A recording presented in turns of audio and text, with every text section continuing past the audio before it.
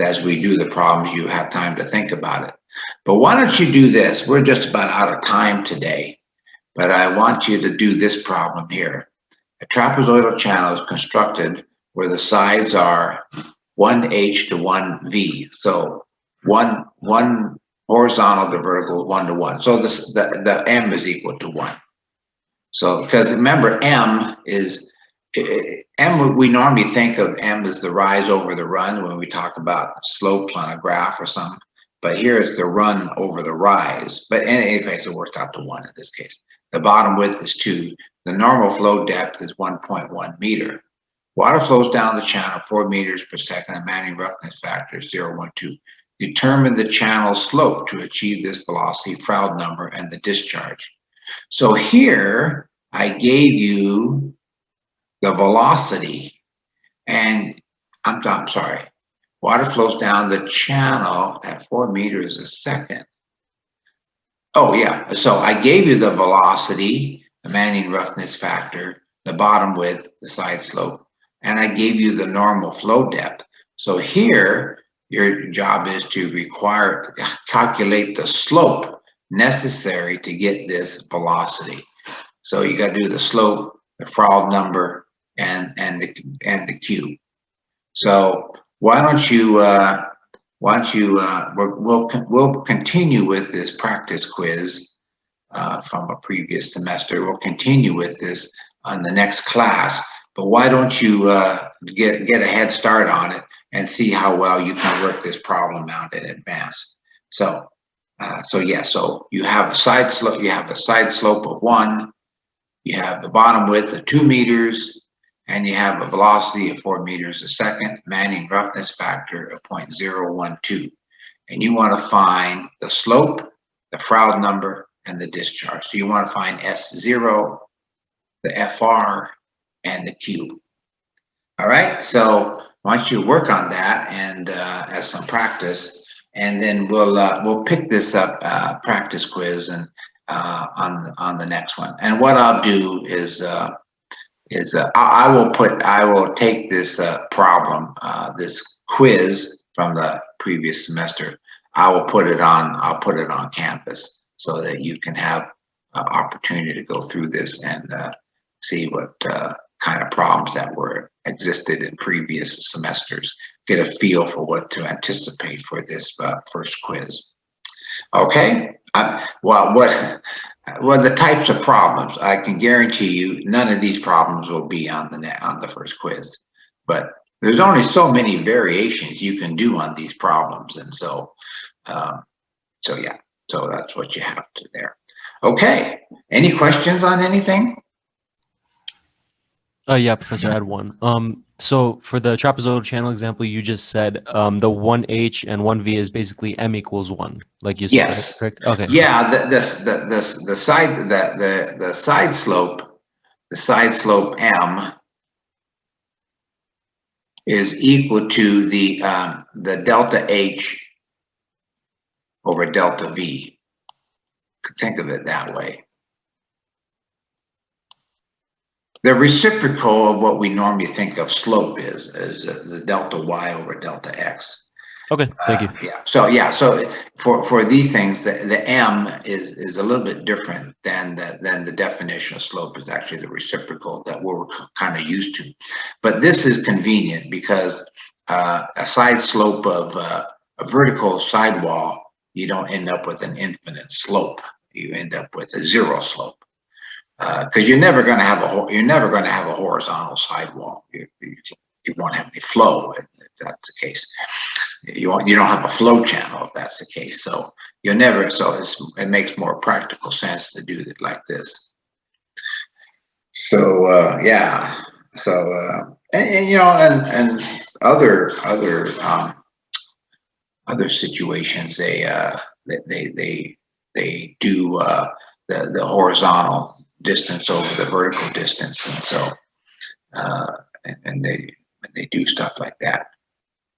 So it's not just used in fluid channels; it's used in other applications. To think of the slope as the run over the rise. But yeah, so it's just opposite what we normally have always traditionally thought as the slope. So the channel slope is well, the channel slope is what the slope you get in the direction of flow. The side slope, they call this the side slope of the channel, is what they have there. So just keep that in mind. So you never have infinite slopes in this kind of. You don't want a slope to be infinite in numerical value. Okay. Anyway, so I will get this particular practice quiz. I'll get it posted on Canvas, and so you can practice. All right. Professor, I have one question. Yes. For number 3, part A, when you're looking for the normal depth. Yes. I just want to confirm, what slope did you use for the chart? Did you use 0.008? Yeah, it says this was a laboratory flow bench, and so they set this slope to 0.008. Okay. So for every foot of length, it drops 0.008 feet in depth. Okay, so that's what that comes out to be. So yeah, because normally, when we talk about aqueducts tend to have a very, very small channel slope. 0.0001 is not unusual. So this is 80 times higher than some of the typical numbers that we've used for channel slopes in the past.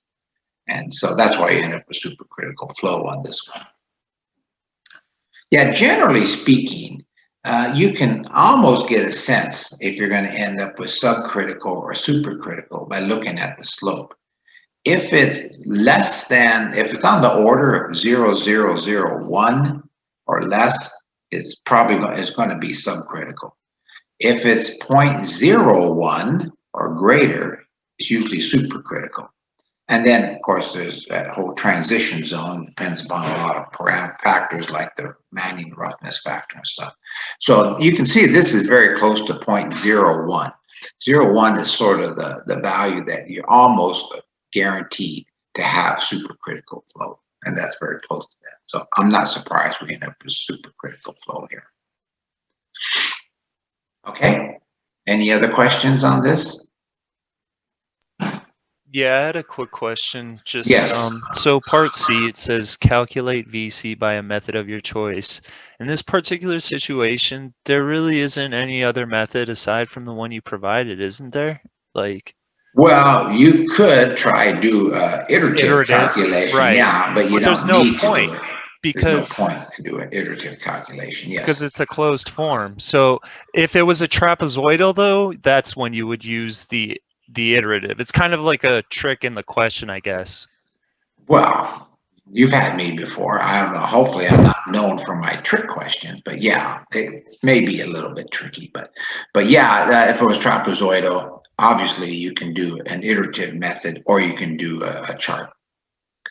So, but yeah, you can still do an iterative method here. But yeah, maybe you think I'm trying to send you on a wild goose chase looking for a chart for this thing. I mean, isn't that what the iterative solution is?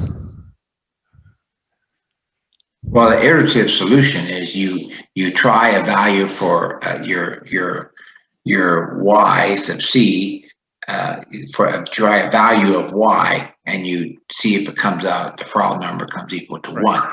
If it doesn't, you try a different number, and then you do an extrapolation or interpolation on that until you converge on a reasonable Froude number of 1. That would be iterative, yeah. So it's not too much of a trick question. You could do an iterative technique because you look at those formulas; they can look complicated, but some of them do collapse to be rather simple forms. Okay. All right. Thank you, Professor. All right. Okay. Any other questions? Then if not, we're going to finish up today, and And, I will also, homework number 2, I'll get those, I think I posted those solutions on Canvas already for homework number 2. If not, I'll make sure You they're did. there. And so we'll go on from this. So you now have some homework problems that are assigned from chapter 3 for this week, and you want to have them completed by. Wait a minute, did I get that right? Let me go to Canvas here. Let me hit stop.